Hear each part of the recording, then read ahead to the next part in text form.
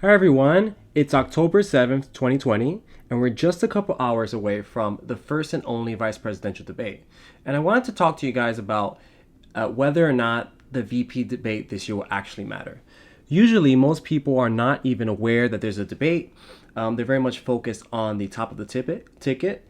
And I think that this year might be a bit different considering the number of bombshells that we've had in the past week, whether it's from ranging from the president's taxes, from the presidential debate, and to Trump getting coronavirus. So I think in a certain aspect, it might just change the typical dynamic that we see in the VP debates. So and when we look last week especially, I think since it was such a disaster and people were just sort of in disgust when it came to the debate format and how everything went down, we saw that, when it comes to the vice presidential debate this time, 48% of voters say that they think that the vice presidential debate would do a better job addressing the issues than the first presidential debate, followed by 40% that they thought Harris and Pence would do about the same job, while 12% thought the vice presidential candidates would do worse. So this sort of sets up the expectations for both Harris and Pence. When we first look at Harris, she obviously has a lot of experience when it comes to serving on the Judiciary Committee and sort of serving that sharp line of questioning. And when we look at her debate experience, we saw that in the primary, she was able to sort of have that one-line zinger talking about busing with Biden. But we do see that sometimes, so she's very prepared and she's very skilled questioner, but sometimes when she is given questions that are out of left field, sometimes she just stumbles. And we can sort of expect her to talk about obviously masking and the protecting the ACA and healthcare.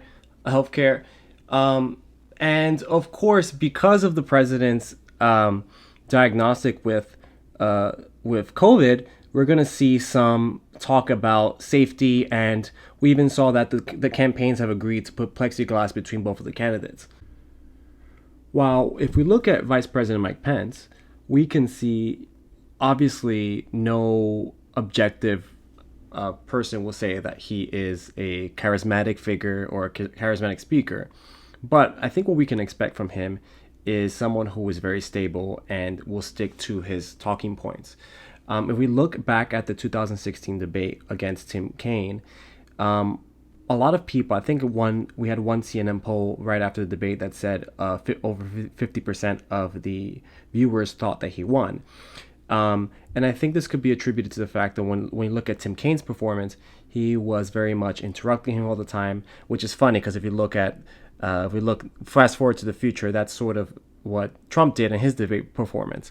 So we can sort of see that we can expect, I think, Mike Pence to have a sort of solid performance, but he has sort of a lot to speak on, especially considering what happened with the president's COVID situation. And I think we can expect him to pivot to the Supreme Court nomination of Amy Coney Barrett, to sort of rally up the evangelical vote, since they really don't want to focus too much on COVID. But another thing that we saw recently was the Trump campaign wanting to spin the president's COVID situation by saying that now, because the president had COVID, he can actually relate better than Joe Biden, and he understands. So we might see some of that messaging come out from Mike Pence. So overall, I think that both of the candidates will be able to deliver for their team. But I don't think it's going to make too much of a difference, because at the end of the day, people are voting for the top of the ticket and not necessarily for the vice presidential nominee. Okay, well, thanks guys for watching. This is my first video, and please stay tuned for our next video, which will be on the analysis on the after the debate. And don't forget to subscribe. Thanks.